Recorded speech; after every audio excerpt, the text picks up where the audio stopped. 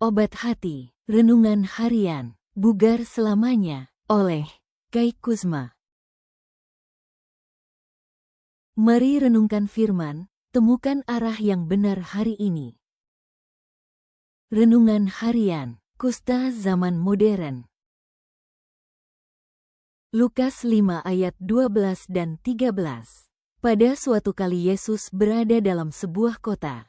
Di situ ada seorang yang penuh kusta. Ketika ia melihat Yesus, tersungkurlah ia dan memohon, "Tuan, jika Tuan mau, Tuan dapat mentahirkan aku." Lalu Yesus mengulurkan tangannya, menjamah orang itu, dan berkata, "Aku mau, jadilah engkau tahir." Seketika itu juga lenyaplah penyakit kustanya. Itulah AIDS pada dunia abad ke-21. Meskipun kita tidak membuat korbannya yang berteriak, najis, masih banyak yang berusaha menghindarinya. Bahkan para anggota gereja, penderita kusta itu berkata kepada Yesus, "Jika engkau mau," ketika dia bersujud dan memohon kesembuhan. Saya bertanya-tanya berapa kalikah dia meminta bantuan dan mendapati orang-orang yang enggan membantu. Setelah penyembuhan, kemanakah Yesus mengirim dia? Kembali ke keluarga gereja yang telah menolaknya. Menarik. Carol Grady bercerita tentang seorang anak muda korban AIDS, Scott, yang pulang ke rumah untuk mati. Dia mengutip perkataan Ibu Scott, "Salah satu hal tersulit yang harus kami tanggung adalah reaksi keluarga gereja kami. Sekarang saya menyadari alasan teman-teman kami menghindari kami adalah karena mereka tidak tahu harus berkata apa." Bahkan ketika saya meminta mereka untuk datang dan menemui Scott, sangat sedikit yang datang.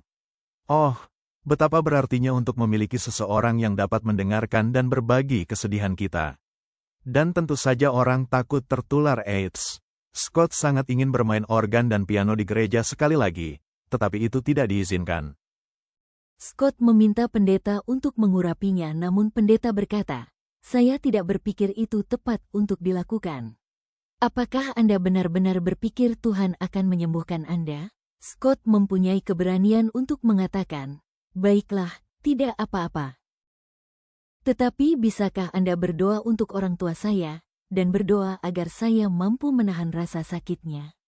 "Ibu tahu," kata Scott memberitahu ibunya, "saya rasa saya dapat memahami seperti apa yang dirasakan Yesus ketika mati di kayu salib.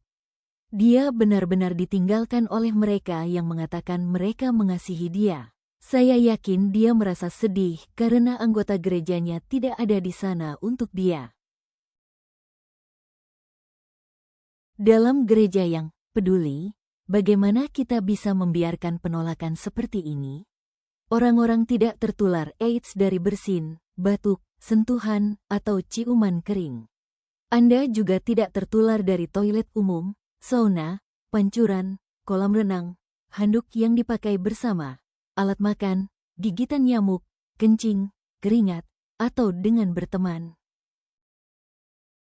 Mendiskriminasi orang yang mengidap AIDS atau siapapun yang dianggap berisiko tertular, melanggar hak asasi manusia individu dan membahayakan kesehatan masyarakat.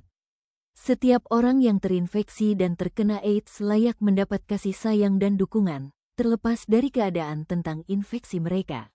Mari kita memberikan sentuhan penyembuhan kepada penderita kusta masa kini seperti yang Yesus lakukan.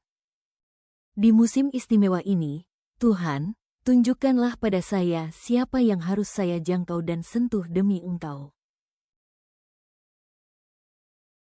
Kesimpulan, Yesus mengajarkan kita untuk tidak menjauh, tetapi mendekat dengan kasih. Setiap orang yang menderita layak diterima, didengar, dan dikasihi tanpa syarat.